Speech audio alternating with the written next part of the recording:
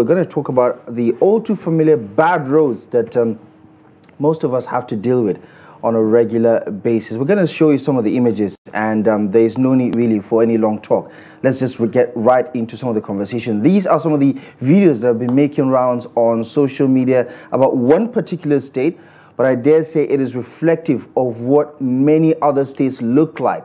I mean, this is the rainy season. This is one of those roads in Ogun State, by the way, which has been trending, and you can sense that this is not in one locality, one village. This is pretty much in the state capital. There are several other videos showcasing it, but this is not just about Ogun State. This is about all the other states with poor road networks and infrastructure, the dilapidated road networks that continues to hit hard on our lives and our livelihood. So many of these other states are also falling short, despite all the huge allocations to their capital projects over the years. They've been unable to significantly do anything meaningful about these roads. Now take a look at this one. I believe that, yeah, so many other states can relate to bad roads like this.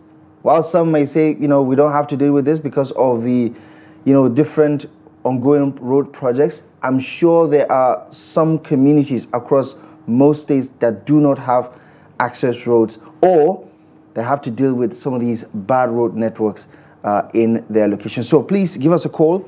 Let's hear what you have to say about this one, what your government needs to do to address some of the urgent situations that we're dealing with, especially with the rainy season. You can imagine how many of these roads will be inundated and the traffic will be bad because of those potholes and, yeah, bad shape that some of our roads are in right now. So, I mean, I must say, just watching that video itself is really disturbing. It's terrible. It's a place that I have operated in my reporting days in the southwest, and it's a nice going the Songo Ota Road. You know, forever been a serious nightmare, considering that that's an industrial state where you expect most of the goods that Ogun State is basically an extension of Lagos. Absolutely.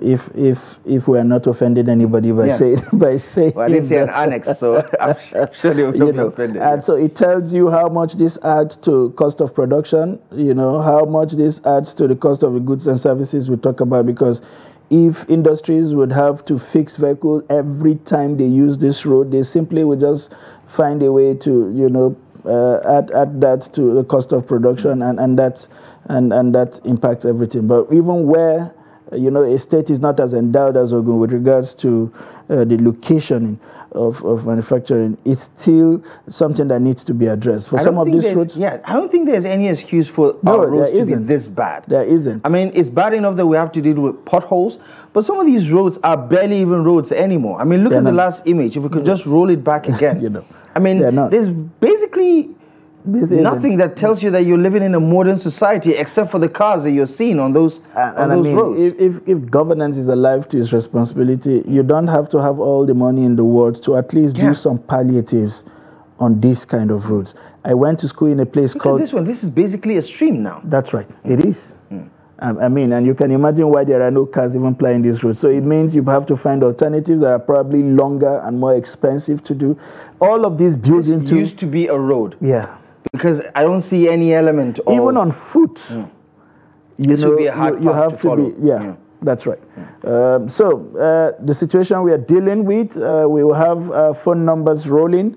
Do well to call us and share what this frustration is like in your part of the state or local government or wherever you reside across this country. I was going to say, I used to school, I went to the Federal Polytechnic Bidda over 2 decades ago.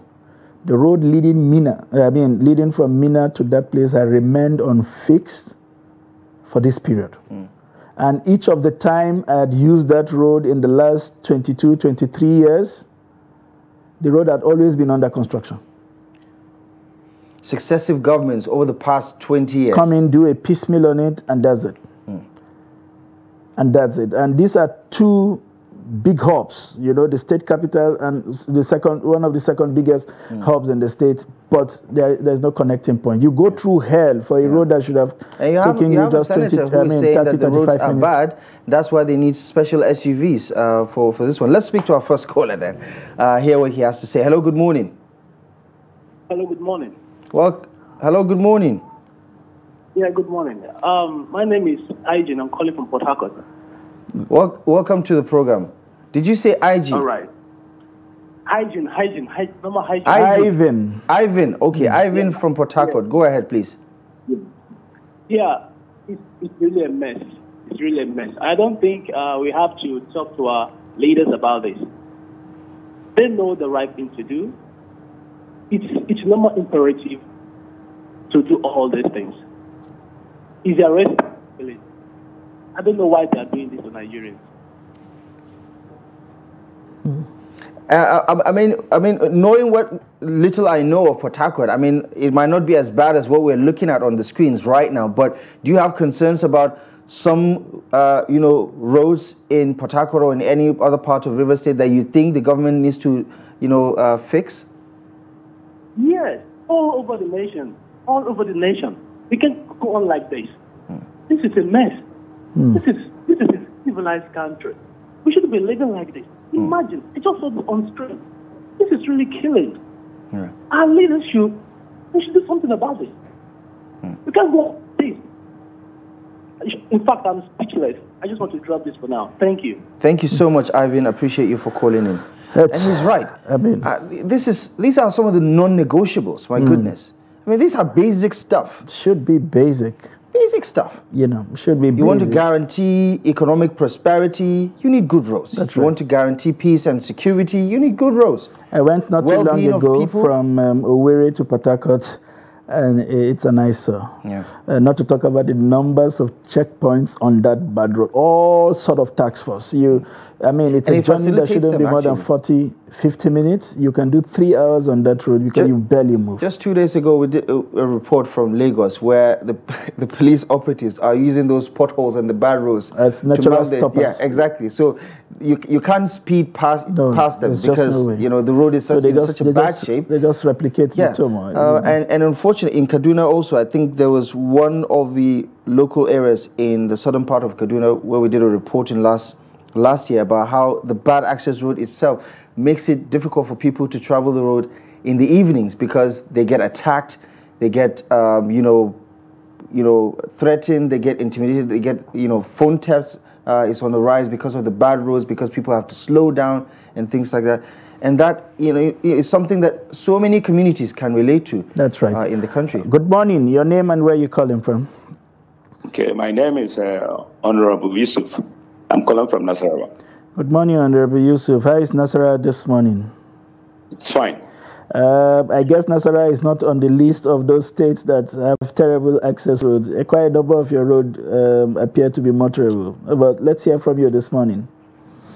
Okay. Actually, you see, what is happening in Nigeria today, some of the governors, they cannot attend to all the roads because there are some certain places that you see people maybe don't vote for them or whatever. But if you bring local government autonomy, at least it will circulate.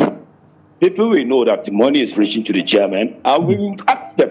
Councillors might ask or supervising councillors. So if you really want to do roads at the early level of maybe within local governments and everywhere, let's put things right. Let us forget the issue of governors going around to do roads. Let's channel this money to the people so that it will reach everybody, please. Please, let's do the right thing. Let us bring local government autonomy so that chairman can repair roads, please.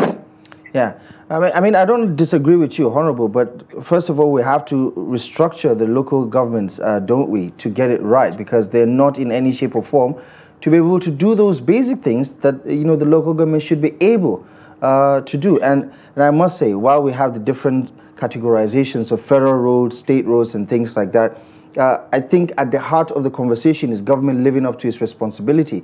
I don't think Nigerians would really care whether it's President Tinubu that is fixing the road or the governor of their state or the local government. They just want to ply good roads.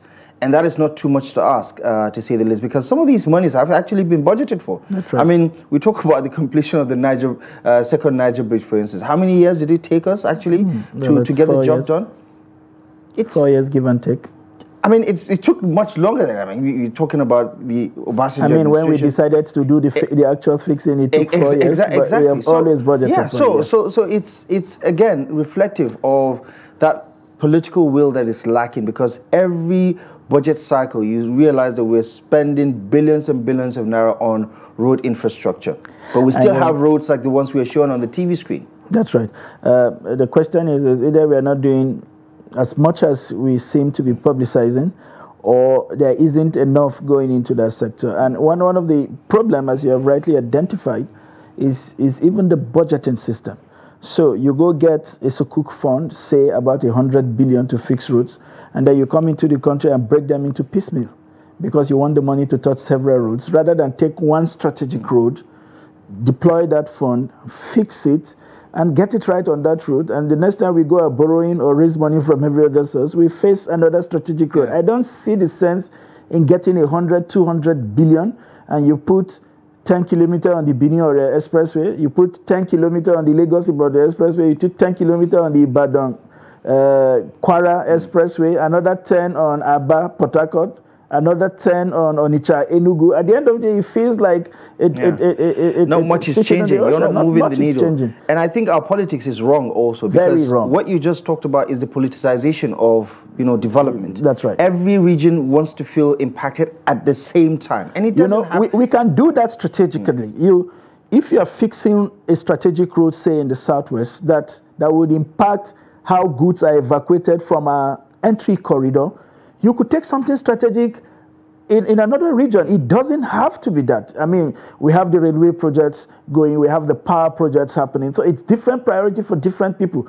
I don't understand why we prioritize something that doesn't feed into our immediate priorities. Exactly. As it is my point is, these roads that we're looking at right now, we're not talking about building new roads. No. These are existing fixing road existing networks roads. That's right. that needs fixing, or whatever this palliatives or whatever. Yeah.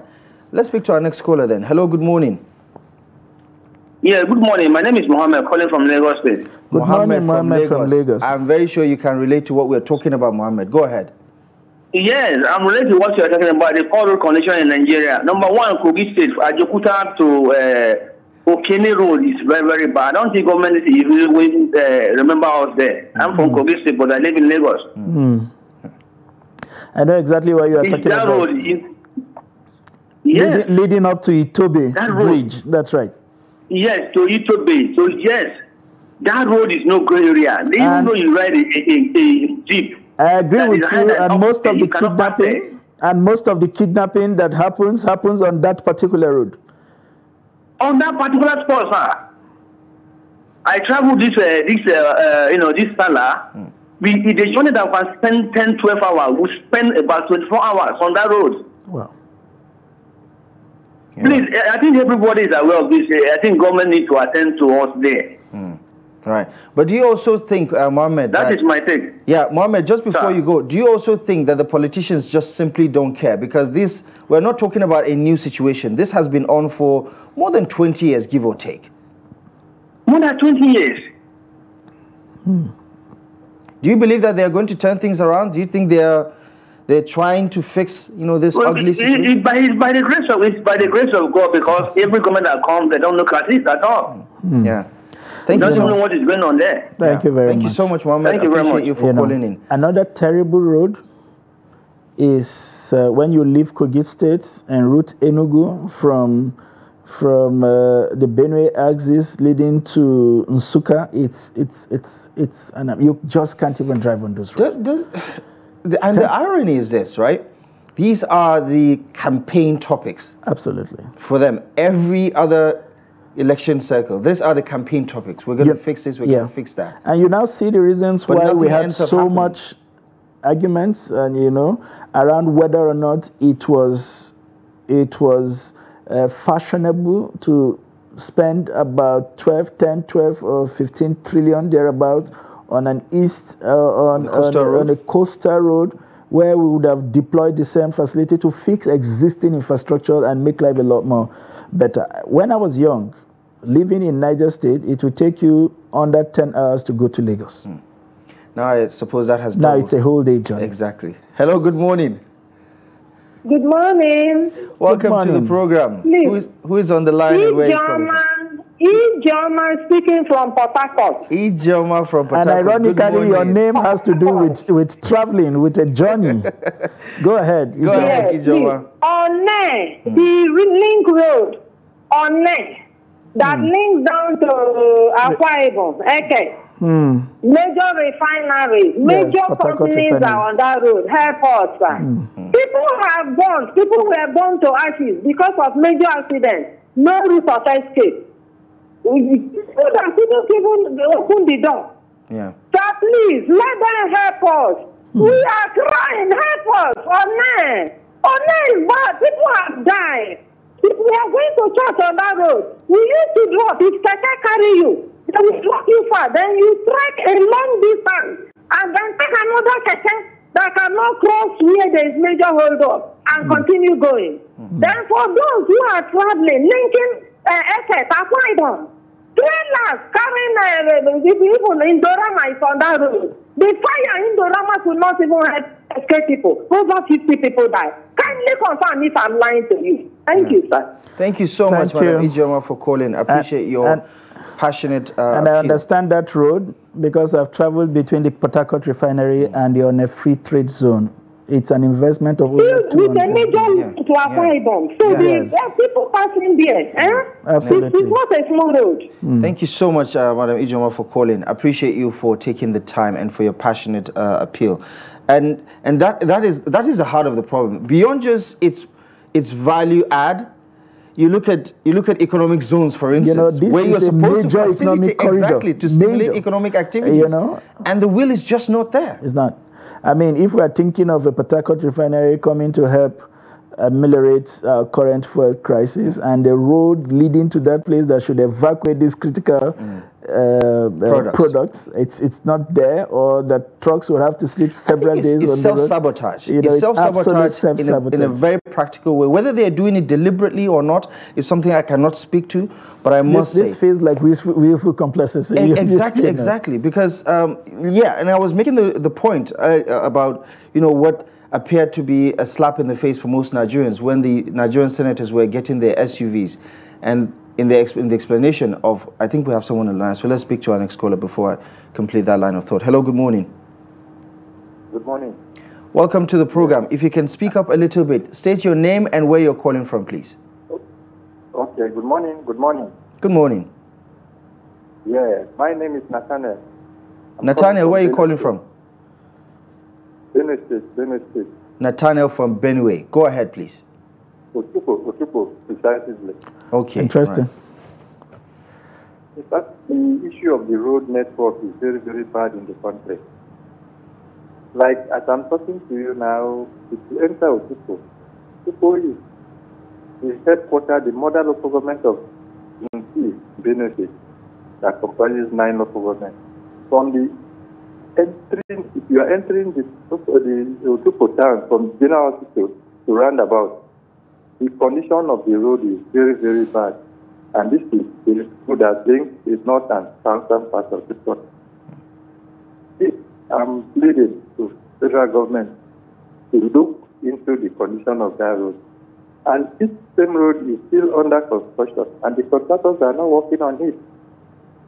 If you should see at times trucks loaded from northern part of the country, they fall on the road there, causing havoc on the road. So it's very, very bad. We plead to our leaders, let them look into the condition of that road for us. It has become a dead trap to the people, and it's very, very simple. Yeah. It's thank you very much, Nathaniel. As a son of the soil, I understand absolutely what you're talking about. I think I've had cause to mention here on the program once in a while. I mean, traveling through Otupo is a nice, it's like a forgotten city. Yeah. That road has been like that as far as I know, since I've been traveling for over 20 years. Yeah. From a place that has produced a 2-time Senate president. It's completely, and you can't travel through the main road. You practically have to devolve into arterial roads and then find your way back to the express somewhere along the line. And it's not just the issue of Totrukpo. If you do the Boko, Katsina down to Ukari, it's another, I saw even those going to River State from there, it is completely unpassable. And I don't know what kind of emergencies we need to declare as far as road construction is concerned, but I think it's about time we consider putting a stop on new construction. 20 years ago. That's right. Yeah. All right, good morning. Your name and where you're calling from? I'm calling from Taraba State. I'm from Esther Solomon. Madam Esther Solomon, good morning. How is Taraba this morning? We thank God for everything. Are you calling from Wukari or Jalingo? I'm calling from Adokola local government. That's very good. Adokola, okay. Please go ahead. Go ahead.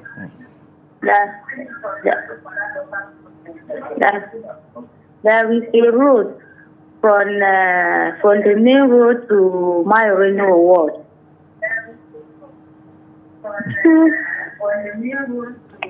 Yeah, can you just kindly turn down the volume of your TV set and go ahead, please? Just turn down the volume. The road is very, very, very bad. Go ahead, just keep making your point. The road is very, very bad. Please, we need you to call our leader back to the ward. Because if to vote them, we are the people that will vote for them. But we are the people that they will let us behind. No road, no good road for us, nothing for us. So please, at peace for our leaders. They should look. Very, you see as armed robber killing people in that road is not a small thing. Please, at peace. Yeah.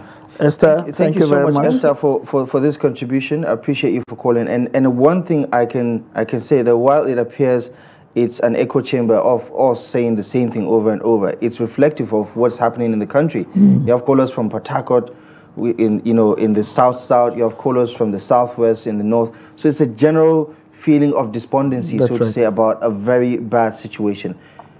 Let's take a few comments from our WhatsApp page now, get a sense of what people are saying.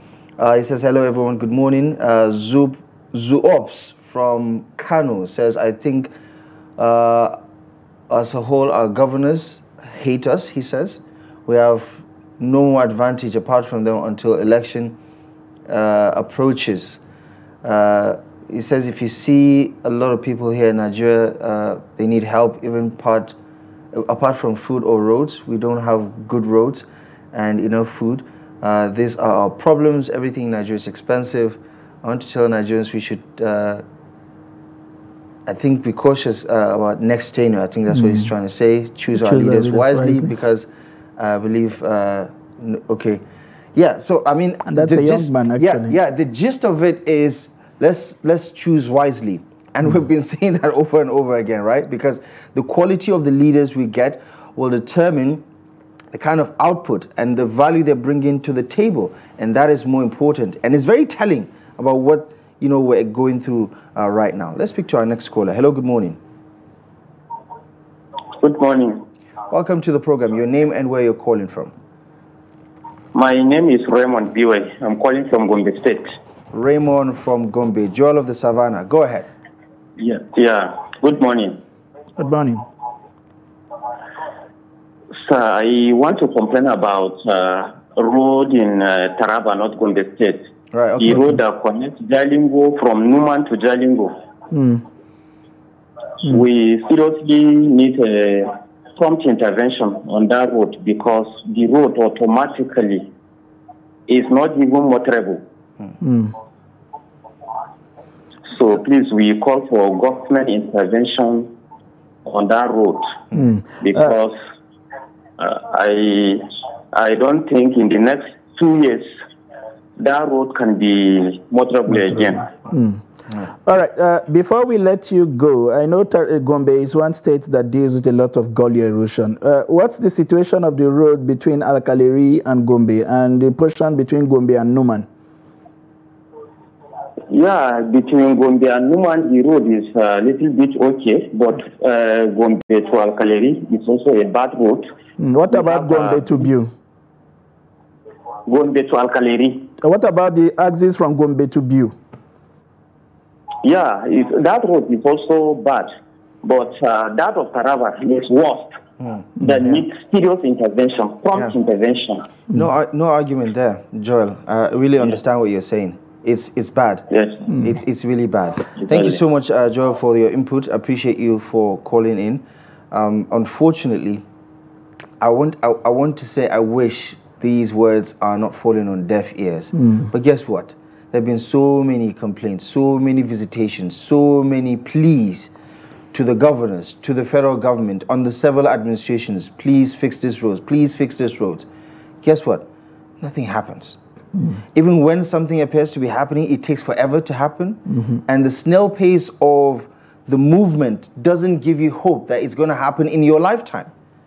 When we talk about the Gombe-Yola road, for instance, he's talking about Numan to Taraba. Yeah. And for so long, people in that axis felt cut off from the rest of the country. It's almost as if nobody cares. But to great understanding is that every other part of the country has similar stories to tell. Just to piggyback off of the conversation about the senators. That's right. Saying that, you know, the roads are bad and that's why they need better cars to drive on those roads. It just shows you directly why they think the way they think. They don't think about fixing the road first, so they don't need expensive cars to drive on them, so that they can drive in a regular car. Does it not make sense why states that have no good schools, where people like pupils are studying under the trees, would rather build an airport than fix schools? Good morning. Your name and where you're calling from? I'm Barnabas. You're also calling from Benue State. Good morning, Barnabas. Katsina Ala. Good morning, Barnabas. Yes, how are the rains in Katsina Ala? Your conversation here in the studio is very, very... Thank you. Thank you. Go ahead, Barnabas. Do we still have Barnabas on the line? I really would have loved our connection. Barnabas, please, if you can hear us, call back for two reasons.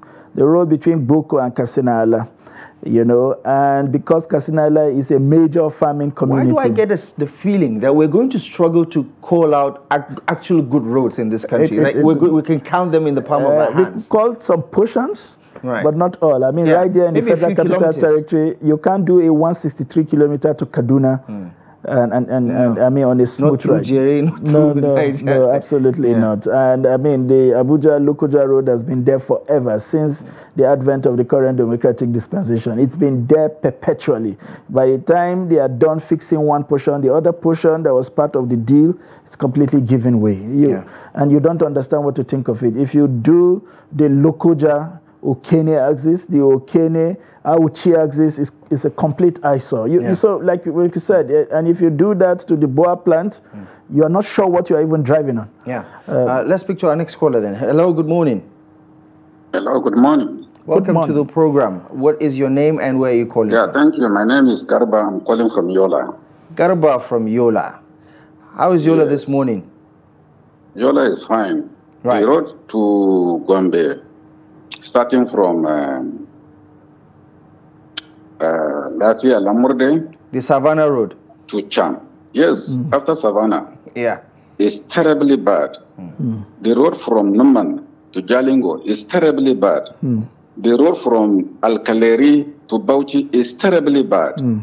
The road, even the northeast, the roads are really terribly bad. And I suspect that almost all roads in Nigeria are terribly bad. The solution is, let us go back to the drawing board. Let the federal government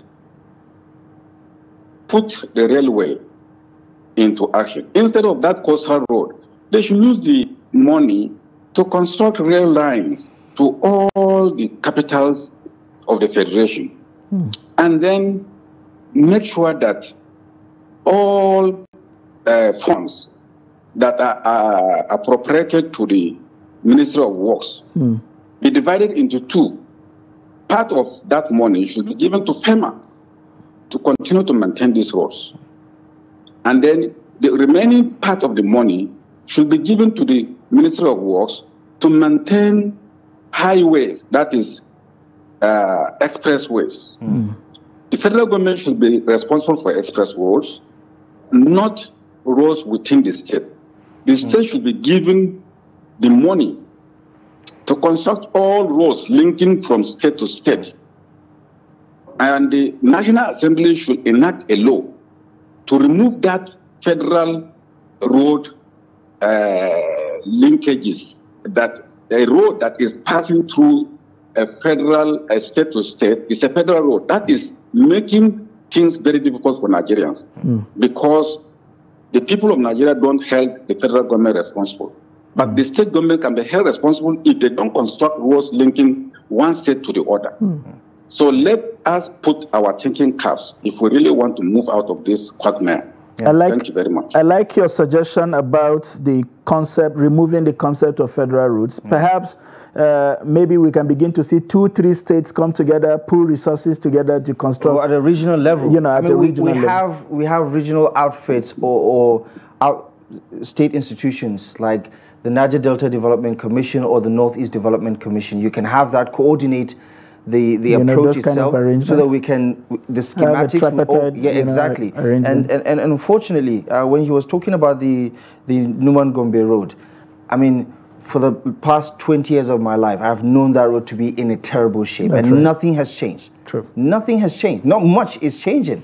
And I dare say for the next 5 years or so, for the foreseeable future, people have normalized these bad roads now. They are part of our way of life. And I think there's an acceptance that sends a message to the politicians that, listen, the people are used to these bad roads, so there's no need to fix them. If statistics would help us further, we now understand why it would cost about 2 to 3 million to transport a 40-feet container from Lagos to Kano. Look at what China is doing. And what does it cost? Lagos to Kano is further than Nigeria to Senegal. And it costs far cheaper to move the same thing from Nigeria to Senegal than to move a container from Lagos to Kano. Look at what China is doing with the Belt and Road Initiative, for instance. 6,000 kilometers a year. 6,000 kilometers a year. I'm not even sure the federal government has built 6,000 kilometers from 2000 to 2024. I'm not sure we've built the last administration told us they did 25,000. And just to put in context, the distance between Nigeria and England. 25,000 what exactly? Roads, they said they fixed. And the distance between Nigeria, if you fly, between Nigeria and England is about 7,400 or thereabout kilometers. So it's like traveling to England by road in 4 or 5 folds, and you begin to imagine whether you can find those space really in Nigeria. But topic for another day, like Ahmed said, I mean, if you continue to dwell on this, it gets very emotional and you lose steam at some point. But that's much we can accommodate on our phone-in session this morning. I want to thank you very much for your useful contribution. And like we said, we hope that people who could do things who could change the narratives are listening, and listening honestly, to take in this feedback and do what is necessary.